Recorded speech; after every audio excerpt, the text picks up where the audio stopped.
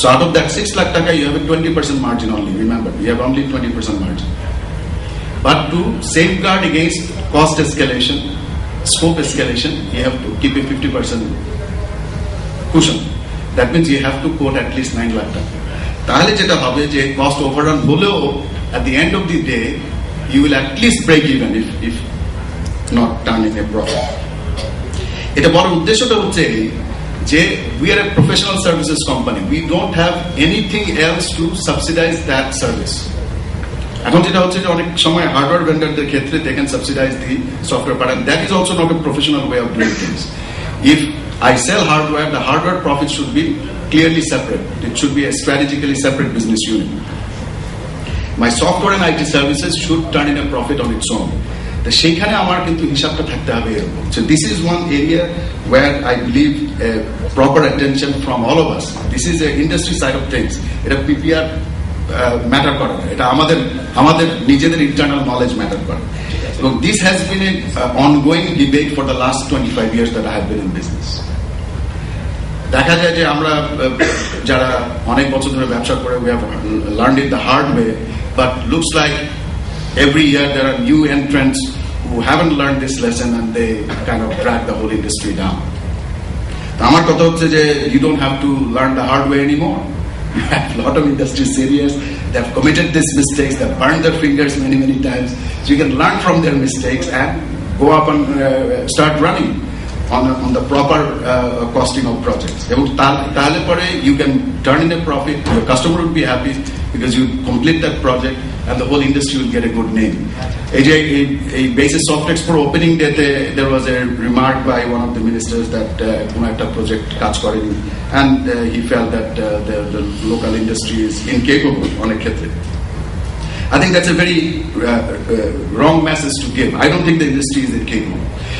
It's one or two cases where we fail, and of course many small projects fail, but these small projects are a very small part of the overall industry. Kintu jeta hoy, again marketing e jara background ache tara they would know this very well, je a bad customer experience travels very fast. একটা customer একটা তিক্ত অভিজ্ঞতা হলে সে 10 জনকে বলে, কিন্তু একটা কাস্টমারের যদি ভালো অভিজ্ঞতা হয়, unless you prod him, he will not probably say a good thing. So ওই ভালো জিনিসটা বলাতে হলে প্রম্পটিং এর দরকার পড়ে, কিন্তু খারাপ জিনিসটা কিন্তু প্রম্পটিং এর দরকার পড়ে না, কাস্টমার নিজে থেকেই বলে। তো সেই কারণে এই জিনিসটা বাজারে রটে যায় বেশি, and then we face the wrath of the customers and we face the wrath of the public also. একটা general perception আছে যে local companies do not have the capacity to do large projects or international class projects. That's a very wrongly perceived perception. এবং সেই perception থেকে সরে আসতে হলে পরে আমাদেরকে এই প্রপার প্রাইসিংটা করতে হবে। My request to all of you would be do your proper costing. If you win the project, do it with proper profit so that you can be happy, your customer can be happy. Don't create situations where দেখা যাবে যে government থেকে budget করে রেখেছে 1 কোটি টাকা and we go in and bid at 5 lakh টাকা। তখন কিন্তু গভর্নমেন্ট অর্গানাইজেশনও তারা কিন্তু they lose confidence in us. they বলে যে এরা তো কাজই জানে না, 5 lakh টাকা করে বসে আছে, and that has happened numerous occasions. So this is one thing that I wanted to bring up. Now the second point is যে তাহলে পরে আপনাদের সভাপতির প্রশ্ন আসবে যে আমি তো 5 লাখ টাকা কোট না করলে তো কাজ পাচ্ছি না, আমি 5 লাখ টাকা কোট করছি কারণ হচ্ছে এটা না করলে তো আমি পাচ্ছি না। So what is the way out of that? PPR actually gives us a way out of that. PPR you will see that the এখানে কিন্তু PPA একটা আছে, public procurement act, which is primarily legal issues, যে overall public প্রকিউরমেন্টের যে legal environment, redressal mechanism, এগুলো PPA তে address করা আছে। আর PPR যেটা সেটা হচ্ছে যে এটার এনফোর্সিং মেকানিজম, রুলস যেটা আছে under which the procurements will happen, এটা আমাদের জন্য বেশি important. PPA is more relevant for the lawyers. The PPR you will see that there are provisions for procurement of goods and services. There are provisions for procurement of only services, but what is relevant for us is neither of those. What is relevant for us is if you can go to the procurement of intellectual property and services. That I think page 89. You can go to that.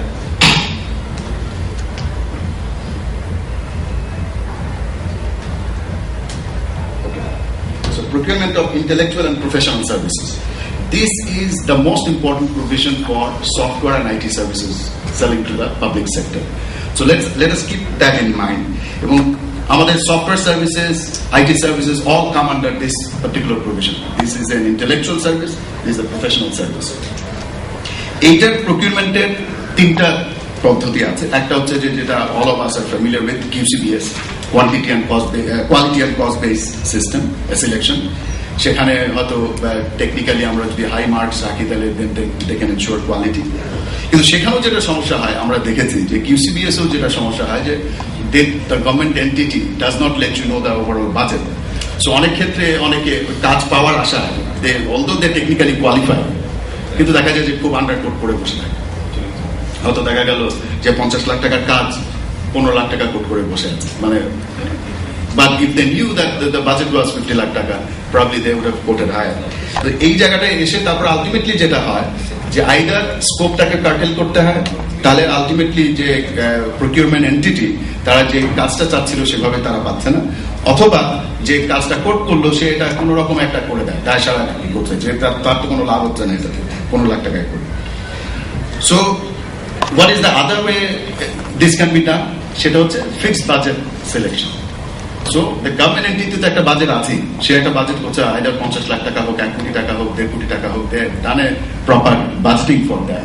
এবং এই বাজেটটা কিন্তু usually আমি দেখেছি যে is done very rationally, যে এই 1 লাখ টাকা 1.5 লাখ টাকা ম্যান মান্থ হিসাব করে তারা প্রপারলি কি লাগতে পারে, কি কস্ট এসকেলেশন হতে পারে, এগুলো সব কিন্তু তারা গভর্নমেন্টের মধ্যে, কিন্তু আমরা যতই গভর্নমেন্টকে গালি দিই, গভর্নমেন্টের মধ্যে কিন্তু প্রফেশনাল কম্পিটেন্স অনেক ক্ষেত্রে কিন্তু প্রাইভেট সেক্টরের থেকে বেশি।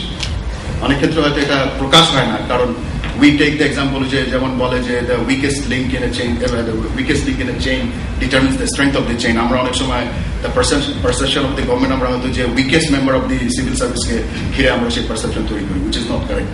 এখানে কিন্তু অনেক প্রফেশনাল ইনপুট নিয়ে তারা কিন্তু করে, and usually I have seen that the assessments done, the budgeting done is correct.